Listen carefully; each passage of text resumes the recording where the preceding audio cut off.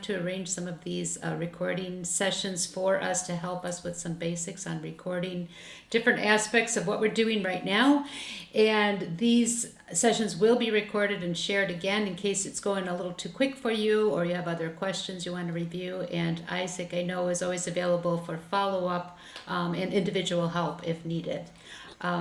And just a note, I have to have another meeting at 12:30, so I'm going to have to drop off early, but I'm sure you guys can all manage without me. And I'll just go ahead and turn it over to Isaac. All right, thanks. Okay, so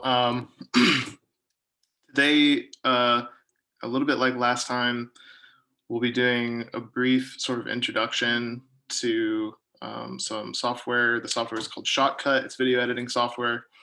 The introduction basically will follow the basic steps for virtual ensemble arrangement. I'll cover a little bit about some tips for basically preparing video, sort of some best practices for preparing video for virtual ensemble arrangement, and then we'll talk about exporting and sharing, and just again, more or less just best practices and trying to get you up to speed. There's tons and tons of resources for this software online due to the fact that it's open source, which means it's free as in freedom, not free as in free beer. You can do whatever you want with it. It's very deep software, which is why we'll really only scratch the surface today. And fortunately, you don't need to do a whole lot in video editing software to do virtual ensembles anyways. So yeah, let me just start sharing my screen here and we can start talking about how to get the software.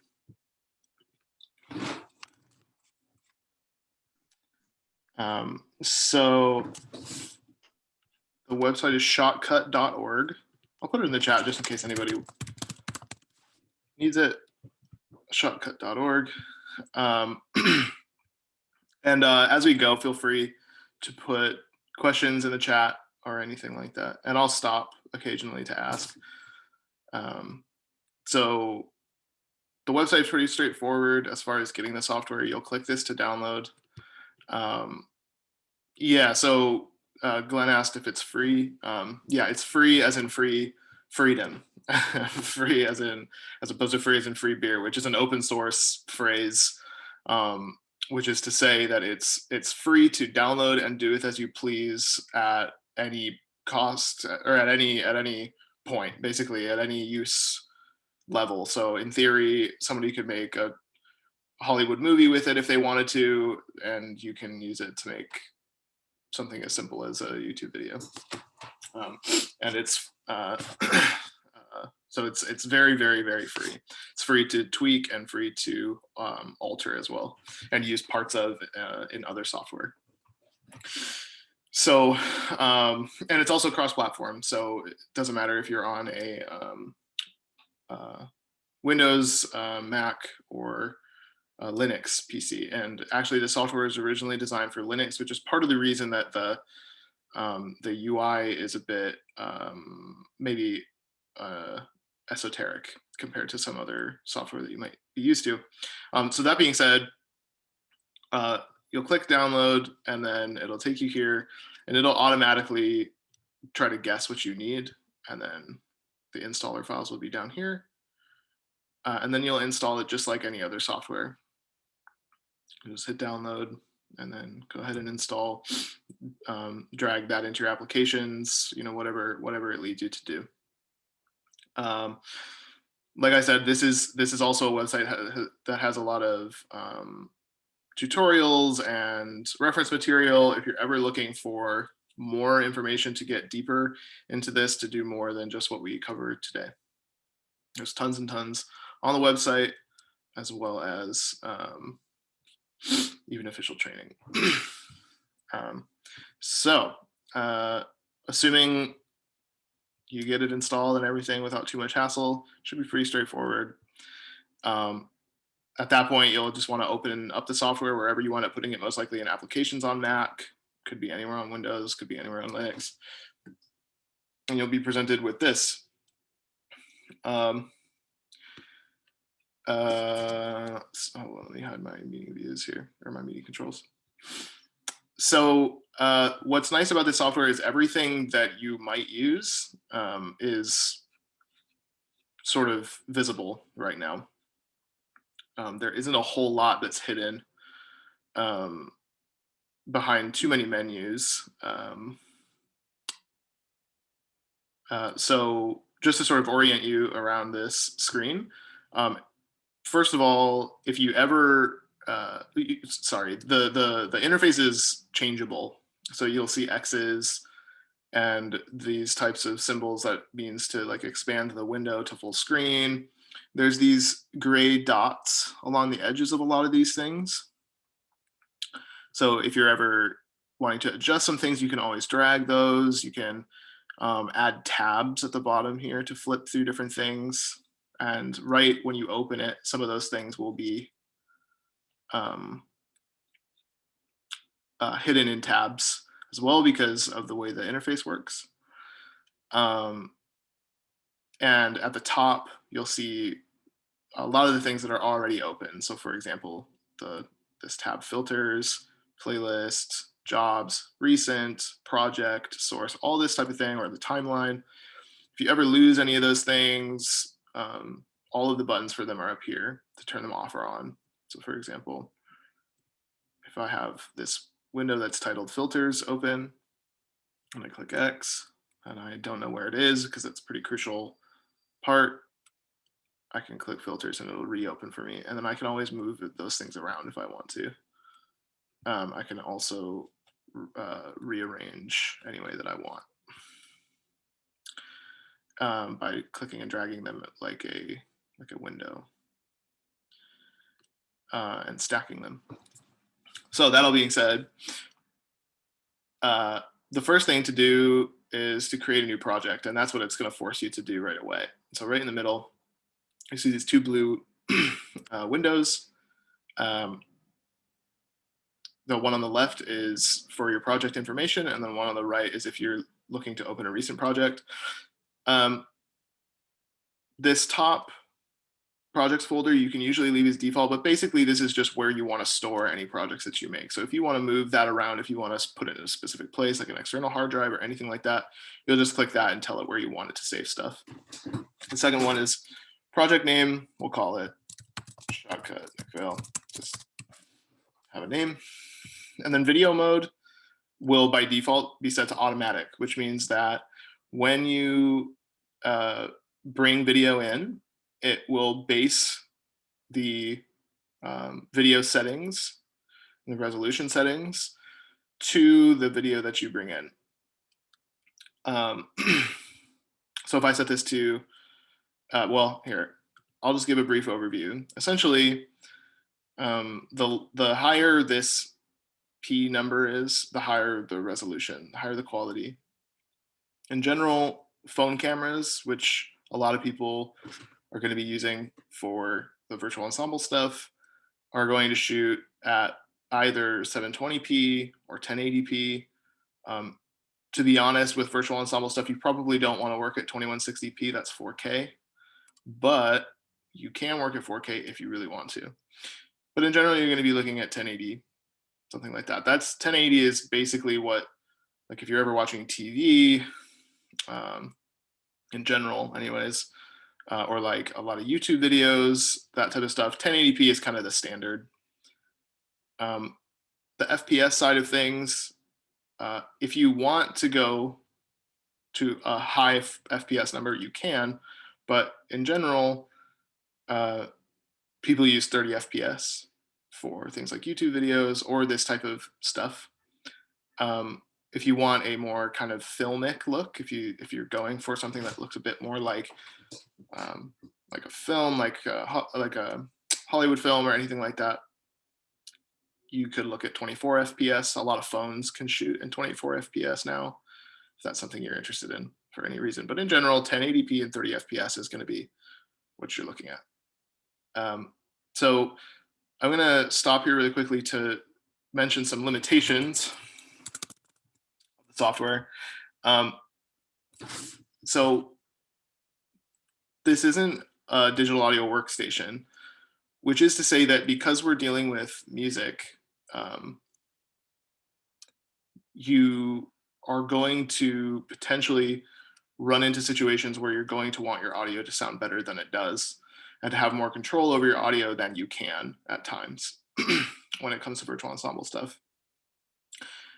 There are audio adjustment tools in this, and you can do some of those things, but um, they're mostly for tweaking.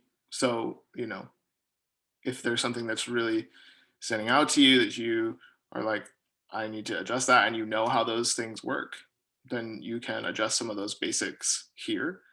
However, when it comes to virtual ensembles, it and really making something that's maybe what you're used to seeing online by by a professional, a lot of times they will take the audio from the video files that you collect from your ensemble, put those in a digital audio workstation, and work on those as a separate thing, and then bring those in to the video software to then layer with the virtual ensemble video. So that's mostly just an FYI. You can totally do a virtual ensemble from start to finish in this software, and you can get good sound and it will look good and sound good. But to really push it to where you might see, let's say, like the Eric Whitaker virtual choirs, that requires a combination of tools, a combination of expertise. Again, the combination is digital audio workstation, audio production, mixing and mastering, and video production, video editing, and video processing. So some tips, and just an FYI right now, for next week, I know these are a bit backwards basically, but for next week, I'll go into more detail on some of these things. So there will be also a video if people can't make it that will be recorded for that. I will talk about more of these things, um, or these details as far as getting virtual ensembles prepared. And if anybody is really needing something now, I have resources. If you'd like, I can send those to you. Just send me an email that other people have made that are handy for kind of moving along. That being said, the main thing that you need to make sure is that everybody is synced up some way prior to you beginning work on the editing portion. That's the main pro tip, basically, is however you choose to do that, they need to be synced up somehow. And so the general consensus is you can either have people play to a click, which is to say some type of metronome, or a version of the song that you'd like to create a virtual ensemble for, that everybody shares. So you could use a professional recording to play along with, as long as everybody uses the exact same one, for example. You could create your own with digital audio workstation software or even video software to send to everybody so that they can listen while playing, while recording themselves. You could create a click or a metronome track instead of playing with a metronome app or an actual physical metronome. That would require you to do something like use a voice recorder on your phone or something like that and read along or listen along to your favorite version of the track and do something like clap, especially if you have time changes or tempo changes, clapping along and creating your own click track this way, sort of like a conducting track or something like that, an audio conductor. Thinking about it that way and making sure everybody has that type of thing. Those are all great ways to make sure people are synced up. because once you have that final video file, you're going to be sort of stuck with that. And if there are issues that you wind up running into down the line, they're going to require re-recording, right? So that all said, those are some tips. And again, I'll go over those next week again. And so there will be a specific video about a lot of that stuff coming. So back to ShotCut. Once you have all your video files and once you're ready to go, you can make your project. So this middle section now has changed from that menu to a preview screen, and you'll see that as we get into it. This bottom section is the timeline where we'll put our videos. This right-hand side is a recent file list, which only shows stuff that you've recently used. It's a bit like a recent project list. So if you're looking for something you used in a previous project or something you've already used once before, that will show up here for convenient access.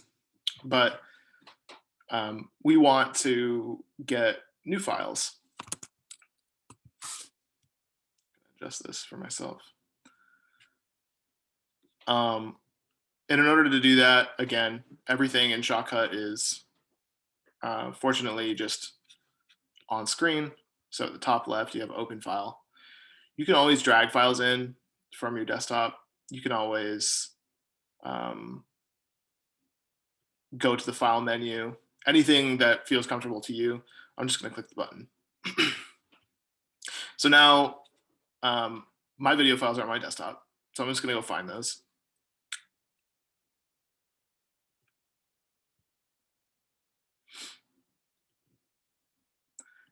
You can open multiple files at a time if you want by clicking and dragging or highlighting any way you're used to.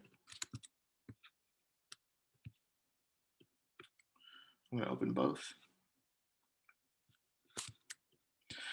So what happens here now, you'll see that the files are added to my recent file list.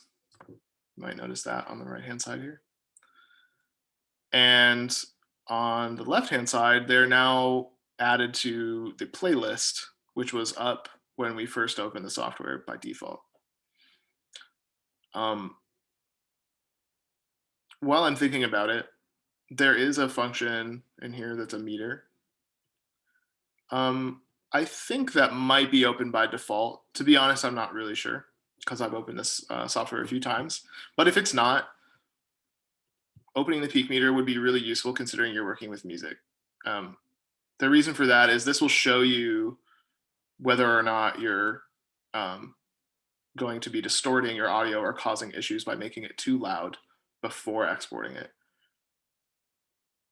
Again, this is a feature that if you use a digital audio workstation, you can control things like volume and loudness before coming into ShotCut. But if you're not going that route and you're trying to do as much as you can in here, this could be really useful to have open so that you don't overload your signal and cause loudness issues by adjusting volume and stuff like that. So back to the playlist. If I want to find another file, I can do that just by opening file again, and it'll just continue to be added to the playlist. The playlist is a project-specific list. So if I go to another project, the playlist will be different. It'll just contain files that I import to there. When I import these files, they don't create a new copy or anything. It's just a reference to the file on the desktop. So as you can see in the middle now, that's a preview. And I can double click any of these to see them. And at the bottom, they have play controls and some other controls for being able to reference it, get an idea of what you're working with. Clip volume, all that kind of stuff. So also another FYI, these are not virtual ensemble clips. These are YouTube clips. Syncing up the video and that process of getting used to it is just takes some time. And so I don't have stuff here that's necessarily designed to be synced up, as in they're not playing the same pieces. However, the process is pretty intuitive, but it just takes some time. And the more you do it, the more you'll get used to it in terms of syncing stuff up. And again, if your music is synced up and you have a score or anything like that, or some kind of reference point that you know, syncing up will be even easier. And there's just some basic ways to get started doing that. So let's talk about the timeline. The timeline is at the bottom of the screen. I can adjust the size of it with this gray dot handle. So like I said, those are on any window, any element on the screen can be adjusted with those handles. So there's one for the timeline, and I can bring that up pretty high. If I need more space, I could delete some of these. If I really just only want to see that, I can adjust the UI. The timeline is just a way of seeing your video files over time. So if I want to bring one in, I can drag something from the playlist and drop it down here. However, something funny about ShotCut is that once you drag in the first one, it's going to assume every time you drag in the next one that you wanted to add it to the track that you made for the first one that you dragged in. Therefore, I think that it's best to just create video tracks. So there's two ways to do that. These three lines here, open a drop-down window for the timeline. And another way is to right-click your timeline. I'm going to click the three lines, and then I'm going to go add a track. I can add an audio or a video track. An audio track would be really useful if you chose to separate your audio from your video and create a mixed file. But we're just going to use the video track. I have two videos that I know I'm going to bring in, so I'm going to create two video tracks. By default, they're titled V2, V1, etc., and I can rename those if I want, but I'm not going to. There's a mute button here, and a button to make it so I can't see the video that's in it. If I want to adjust, again, this isn't a digital audio workstation, but if I wanted to adjust the volume of the clip that I'm bringing in, I can do that here in the preview.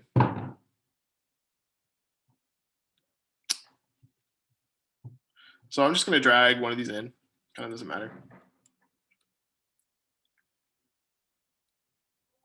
And now that it's in, you can see I can, some of the scrolling functions are a little awkward in this. I can start scrolling around and seeing it. I can click around to preview, and then I can start tweaking the file however I want. This white line is called the playhead. A lot of the functions that you do in digital audio workstations, as well as video editing software, is centered around the playhead. And in particular, the main tool that you'll use to put together your virtual ensemble and to layer them up.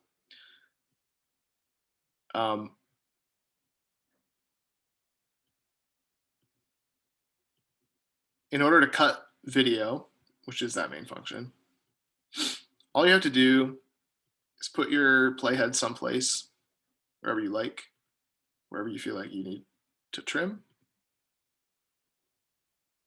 and you can use this button, which is split at playhead. So when I do that, you can see now I have two separate sections of my file. And if I want now, I can grab that and move it around, separate it, not use it, something like that. So this left-hand side was just the introduction to the video that I took off of YouTube. So we're gonna get that out. There is a handle on this for trimming.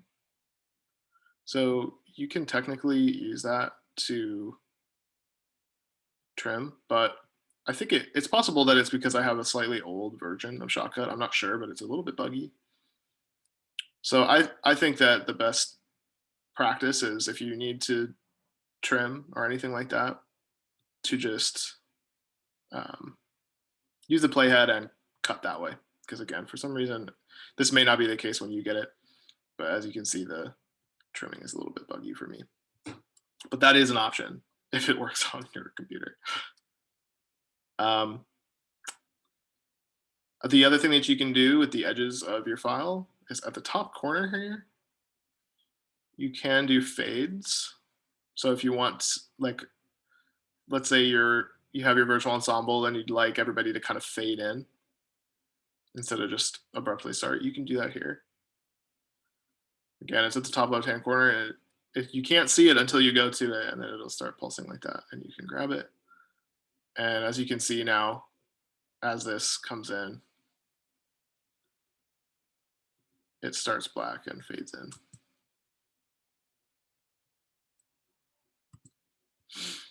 Okay. So in order to make a virtual ensemble, we obviously want to arrange our players on a grid of some kind, or basically just make it so I can see all of them. So like I'm watching multiple videos all at once. In virtually all other video editing software, that's simply done by adjusting some type of parameter that's attached to your video clips. In ShotCut, anything that does anything to alter a video or a piece of audio is considered a filter. So you might know filters as, something like on your phone or on social media to change the look of the colors of your picture.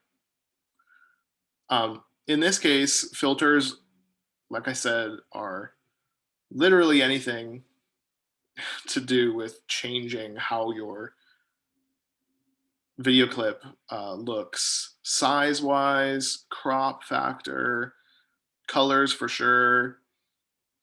There's even video effects, and in addition, filters also count for any audio changes like volume.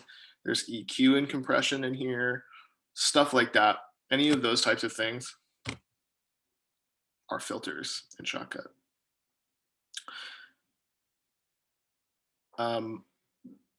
If I just click filters with nothing selected, let's see if I can deselect this. Let me check the chat really quick. Oh, great. Where would you adjust volume if it was peaking? I hope I'm not sure when you asked that question, but I hope I answered it. But in the filters, basically all of the audio functions, anything to do with sound exists there. Okay, there we go. I deselected it a little bit.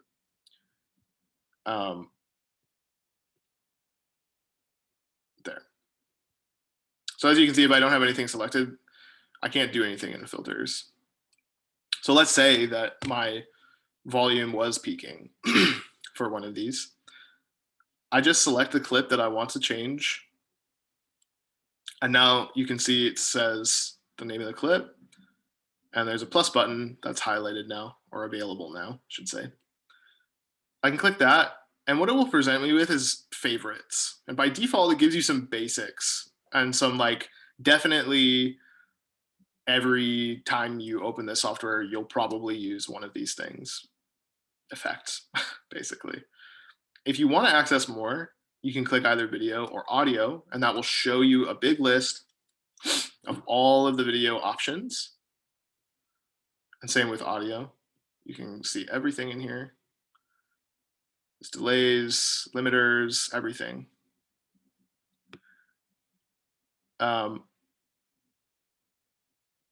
also mention here on output, for those of you who are familiar with digital audio workstations and or live sound or anything like that, this is basically your mix bus or your master bus. So this is, for those of you who don't know, all of your videos, sound, and frankly, the final combination video of all of these files together. So like when you actually export this and when you're actually done with it, what you would see.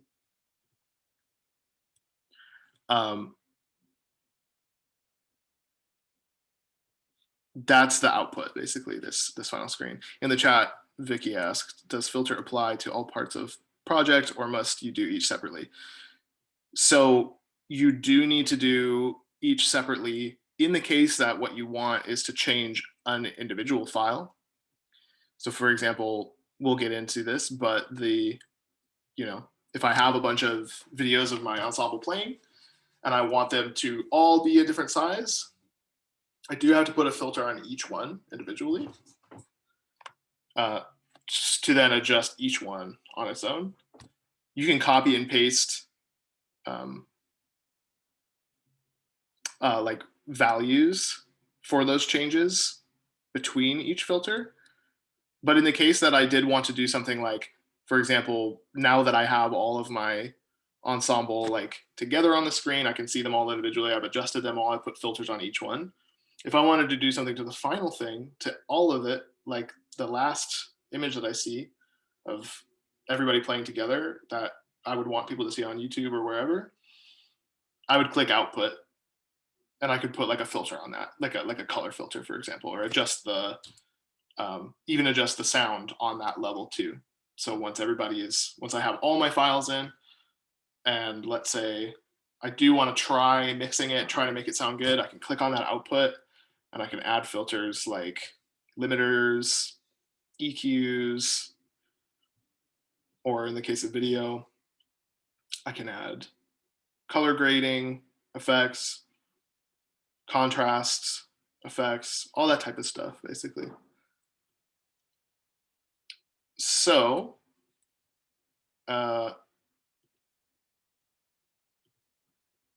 obviously, in the case of virtual ensemble, like I've been saying, you're going to want to figure out a way so that you can see every single video file at the same time. It doesn't have to be a grid, but most people do a grid. Like we said, all I have to do is add a filter to adjust the parameters to make that happen. As you can see, I accidentally closed my filter section, so I have to go up here. I can just reopen that. Super easy. I'm going to add a new filter. Fortunately, the one that we need is in favorites. And then what you're looking to do is rotate and scale. You might think you want size and position, and it will also kind of work. But size and position actually has more to do with cropping. So if I want to see less of the video that I have, or if I would just want to see a certain part of it. So for example, if I had that open, or move it around, like let's say I wanted to put the video down here and have it move into the middle or something like that, I could do that. Or fit, anything like that. But we definitely don't want that here. We definitely want to be able to move. Oops. We definitely want to be able to move ours around. So here I accidentally put in a contrast filter.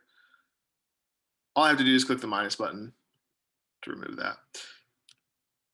So let's go find rotate and scale.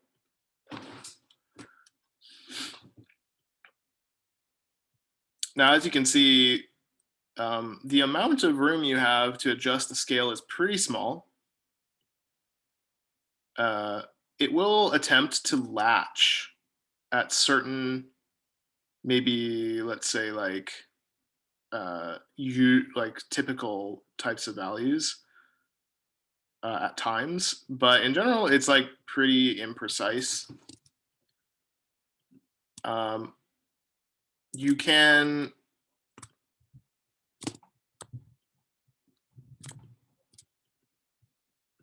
double click here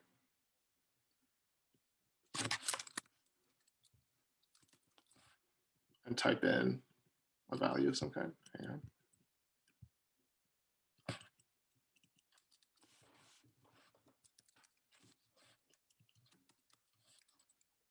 Let's say I want it 50% of the size. And I honestly would suggest doing this, particularly with virtual ensembles. And you might have to do stuff like 34.5 or 34.4 and like adjust in those really small increments with typing. And the reason I suggest doing this is because then when you do go to put a filter on another clip to try to put them all together, you're not eyeballing it. Eyeballing it is totally fine. You can totally sit here and try to drag it and get it to a point where you're happy. I think that's perfectly reasonable. But by typing it in and getting it somewhere that you like that way, then it's easier to copy over what you want for the other ones, so they're kind of even. But you could do them uneven as well. So let's say I currently only have 2 videos that I'm going to use. So I'm just going to type in some numbers until it kind of looks like someplace that I want.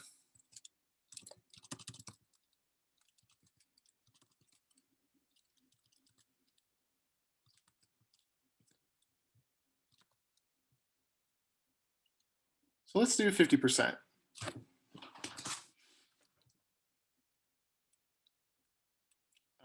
Because the original video filled up the entire screen perfectly, if I set it to 50%, in my head, I'm thinking, well, now if I only have 2 videos, I can have 2 videos on the screen and they'll take up the exact same amount of space if they're both at 50%, if they were the same size. And in this case, they are, and I know that. But I could have just eyeballed it and said, I kind of like 45%. I'm going to do that. The other thing that you have here is X offset and Y offset. And that's just looking at the screen like a graph. So you can adjust that however you want. Again, eyeballing it works pretty good. You have a lot more to play with here than you did in the other one. So I'm just going to eyeball it.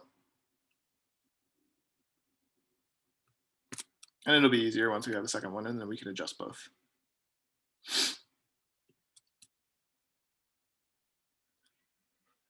So now I want to go back to my playlist and get another video. We've made another video track already, but if we didn't, we'll want to make one. And just a reminder, all you have to do is click these 3 lines, or right-click the timeline.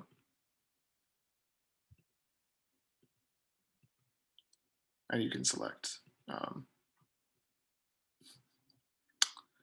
one to use, or one to add, I'm sorry, audio or video clip. So now that I have a second one, and I just need to move some of the stuff out of the way. That should be fine. I'm going to want to basically put the exact same filter on this other video, assuming I want them to be even. Maybe I like the way this looks. Maybe I want it to kind of be like, I don't know, like there's all sorts of little people playing along with this one big person. In that case, I could go back now and adjust the filter so that it's kind of adjusted. So I'm going to go to this clip. Actually, I'm going to go to the previous piano clip because I do want them to be even. Apologies for my buggy edition of ShotCut.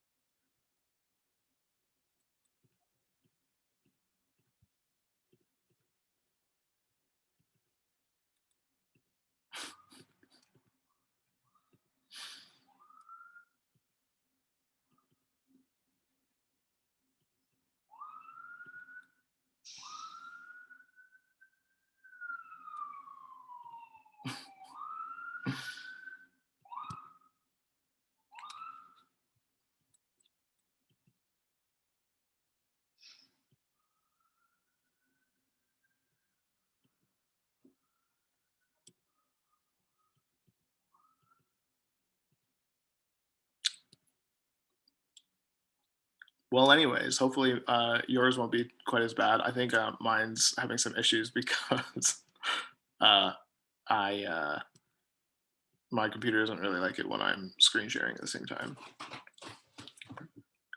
So that being said, rather than doing it this way, I'll show you how to copy over a filter if I want to do that, but in the reverse direction. So again, we're going to make rotate and scale, add that in, and then if you're not having issues, which hopefully you won't, because to be honest, this is great software. It's just I think I have too old of a version. I haven't updated in months, to be honest, and they changed some things recently. If I wanted to copy over this information, I can click this copy button, or I can go in and change my copy, or sorry, copy my values over to the other ones. But if I remember right, we were at something like 46. It might have been 43 or something. Doesn't super matter right now. And then I'm just going to position that eyeball it again. It's on. This is on the x-axis, right? It's not perfect, so I can go in here, click the value, go 1025, 4, 3. Let's do like 1010. They're not totally even, but that's okay. And now, as we can see on my preview, we have both of these on the screen at the same time. So once again, these aren't going to be synced because they're, I mean, they sound good together. I think they're in similar keys, but that, to be honest, was a complete accident. That being said, if I was trying to sync these up, first of all, I would try to do it visually. So I could kind of, let's just say this one came in this way.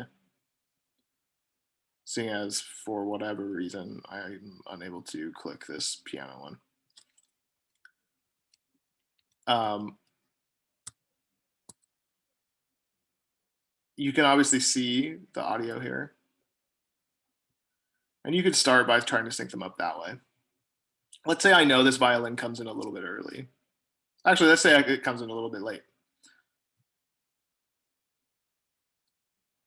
I don't know. Let's say the piano starts in my virtual ensemble piece and the violin comes in someplace around here. And let's also say I'd like him to fade in as he's coming in. And wherever I put this along with the audio is kind of where it'll be synced up. Now I can go back and I can check how this is going. Well, let's say I want to fade this in too, just to do it.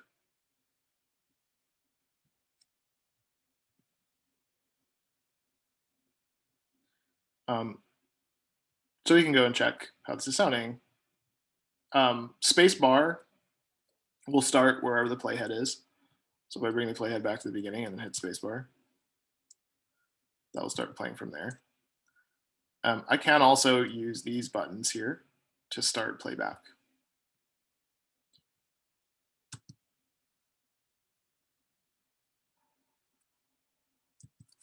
I wonder if I'm sharing sound. I need to make sure. There we go. It's not super critical, but just so you can hear. Now you can hear both of these essentially.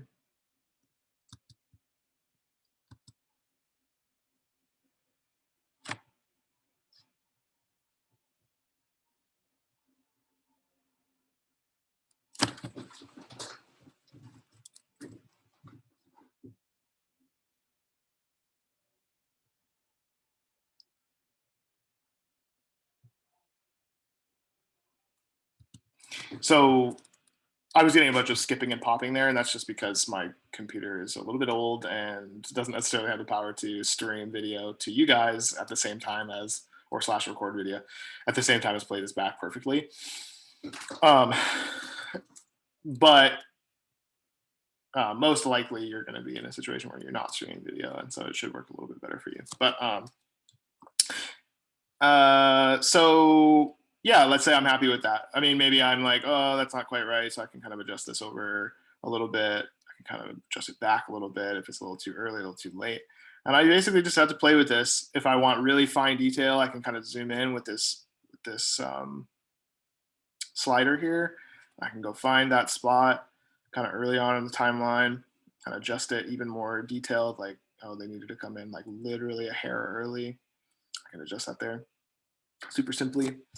And then I can zoom out to get a really big picture, whatever is helpful for you. The last thing I did want to mention also is if you do click these individual tracks, again, you can also put stuff. It makes less sense for virtual ensembles because in general, you're going to be using multiple clips at the same time. And so there's not really going to be a situation where you're doing cuts between others. But let's say you did do that and you, I don't know, you had one track and then you just wanted to, like, you had multiple pieces, let's say, and you wanted to put them all in the same video. You might keep each player, violin 1 or 2 or whoever, right? Viola 1, whatever you're working with, soprano. You might leave that same person in this one track the whole time, and rather than putting on filters on individual clips, you could put the filter on the track itself by just clicking the track header and doing some of these exact same adjustments here. So now, obviously, we've done some of this already, but on the violin, for example, I could add a rotate and scale and scale that up based on what's in there, or I could do some audio tweaking, like gain slash volume. Hey, Isaac. Yeah. Mm-hmm.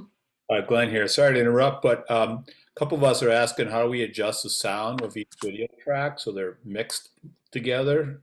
Can so one isn't drowning out the other? Yep. So I'm looking here now. Yeah. Okay. No worries. Yeah.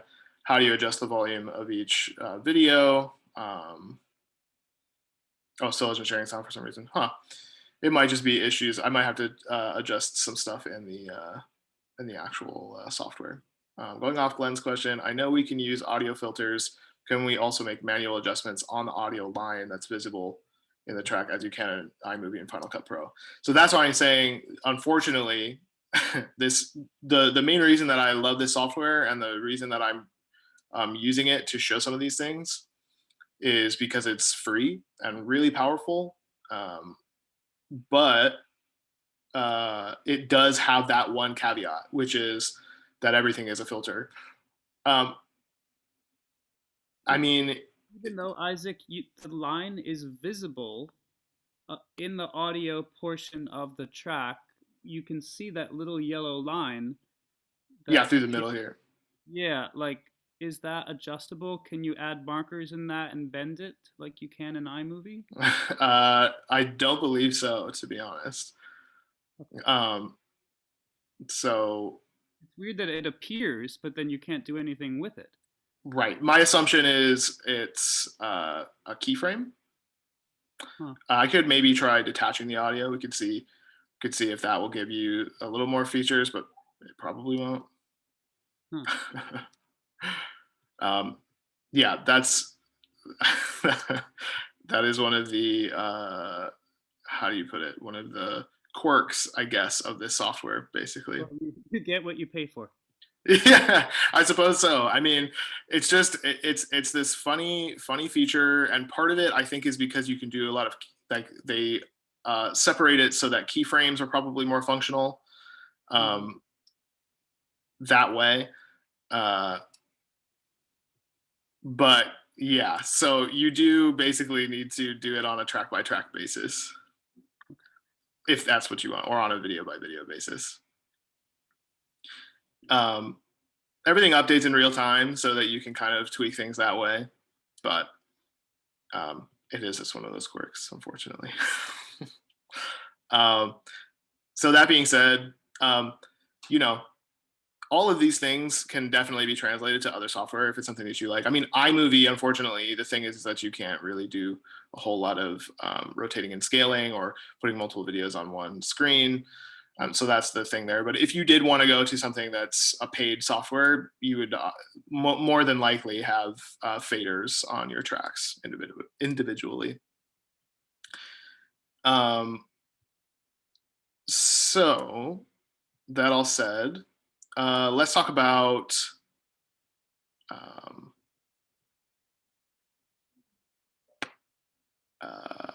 exporting.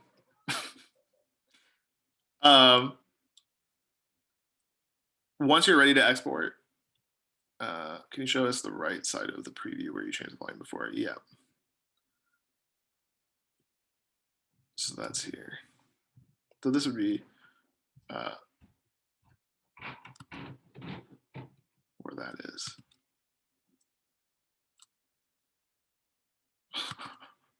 My computer is not appreciating what the workload that I'm putting it through right now, but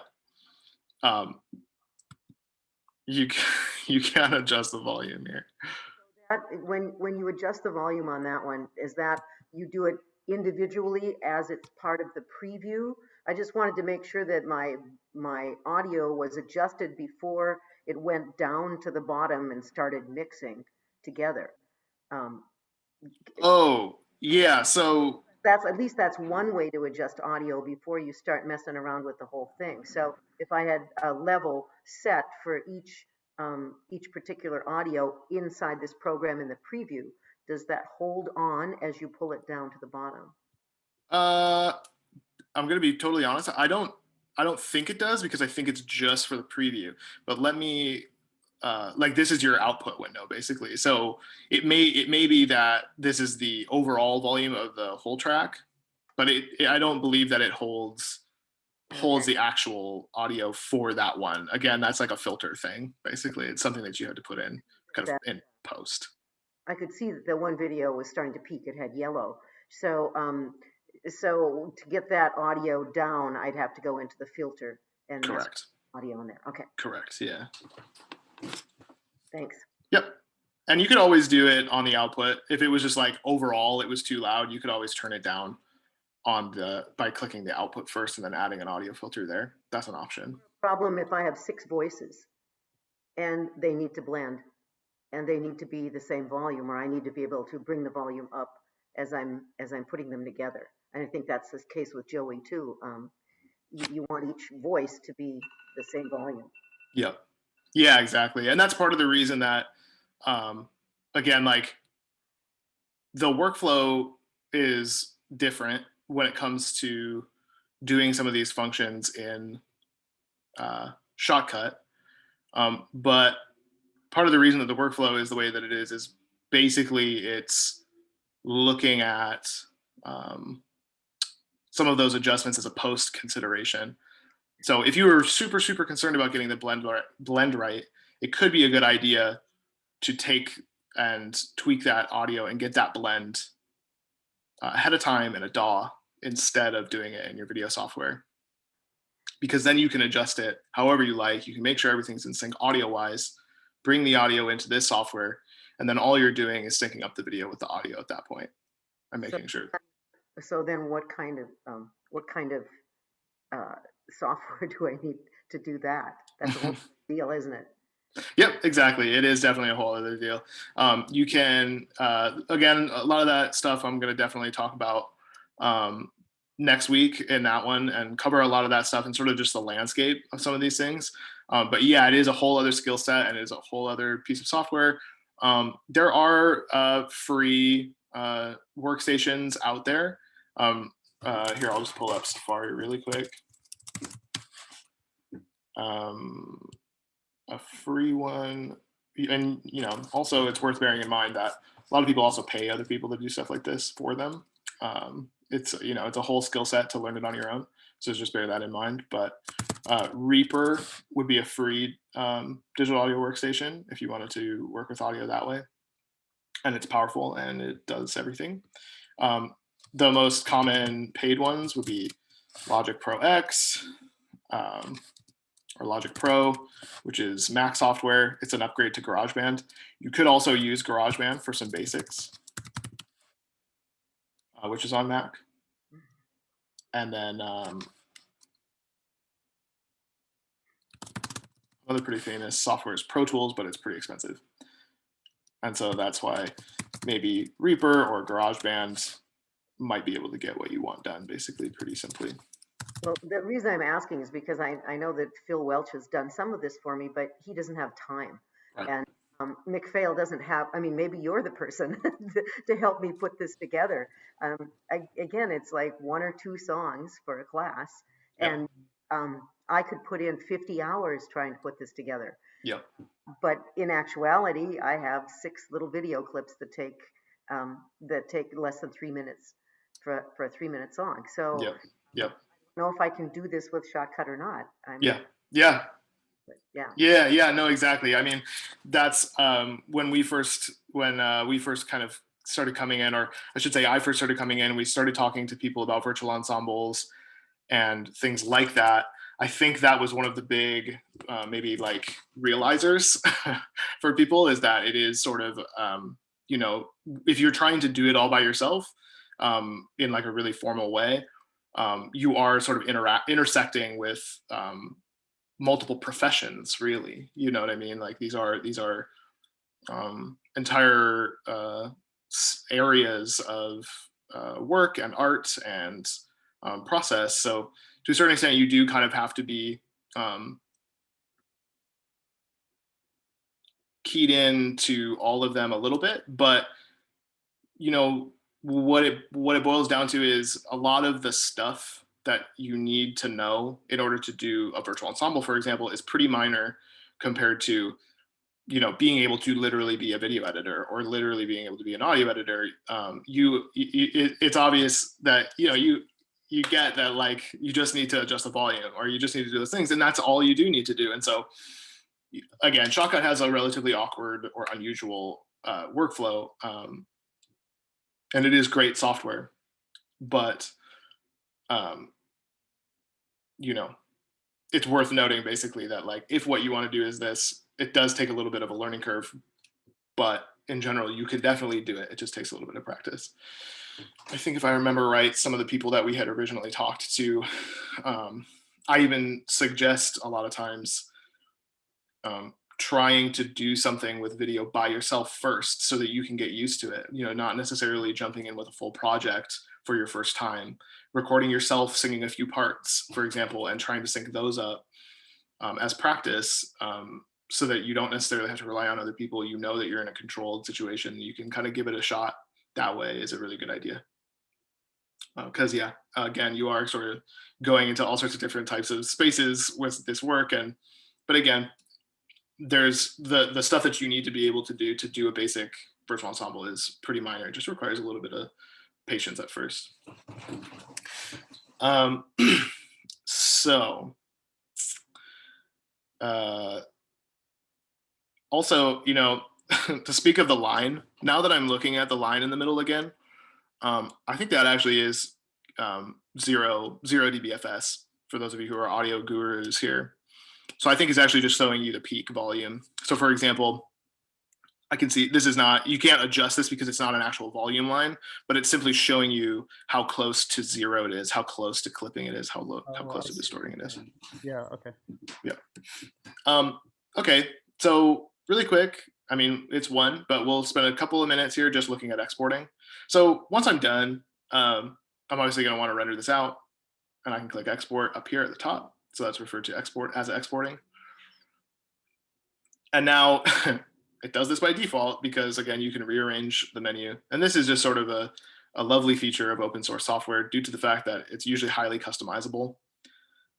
You often get strange things like these because you can do whatever you want with it, basically, make it your own. I'm going to get these out of the way just so that I can see a little bit better. These are the windows. So my export window showed up kind of down there, and that it will do that by default. There's a whole ton of options here, and if anybody is super into it, you can feel free to try any ones that you like. All of them are going to have different sort of ideal use cases. They even have some presets in here, and also in most other video software for web, for YouTube, for Facebook, all that kind of stuff.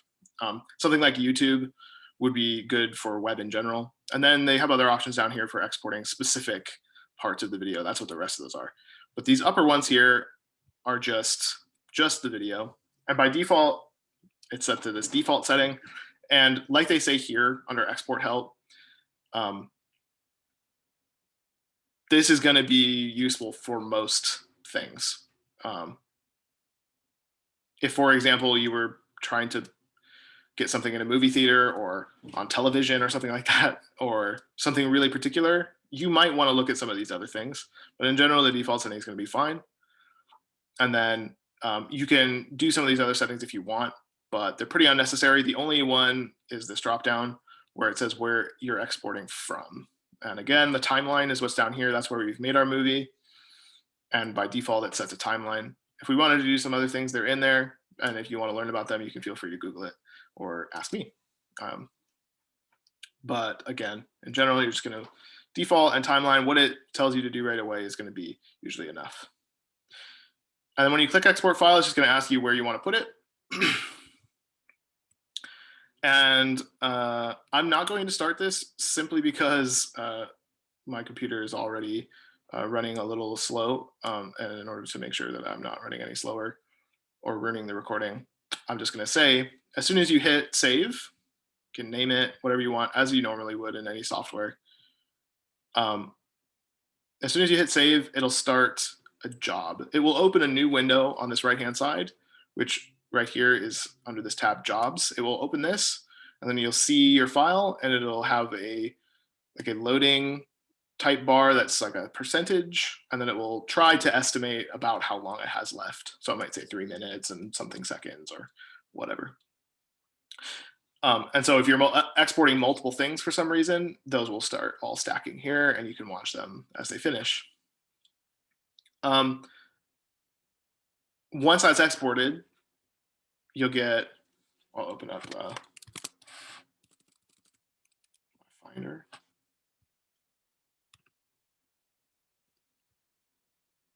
We exported an MP4 file, which again is good for most stuff. You can put it on YouTube, it'll look good. You can put it pretty much anywhere and it'll look fine, online at least. And from there, you can put it on a service like YouTube or Vimeo or Facebook or anything, or email it to people, whatever you need to do, basically, you have that final file there. And next week, the video that will come out of that, if you can't make it, that will cover a whole lot of this type of stuff about where the best places to put certain types of videos are, or sharing stuff with your students or anything like that. But in general, you know, this file is 48 megs. It's, well, how long is this? 2.5 minutes long, basically. that could be emailed, that could be put anywhere. But otherwise, if it's super large, you can always put it on file sharing like Dropbox. YouTube links are great, you know. But depending on how big it is, sometimes uploads will take a long time, so that's something to bear in mind. So if you're sitting around waiting for something to upload, it can go slow. So that is the briefest of overviews of ShotCut and virtual ensemble creation. Hopefully you all got something out of that.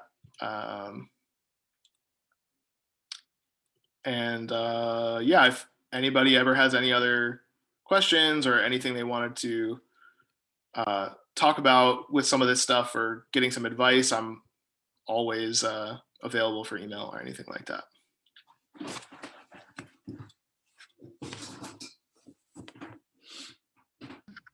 Thanks, Isaac.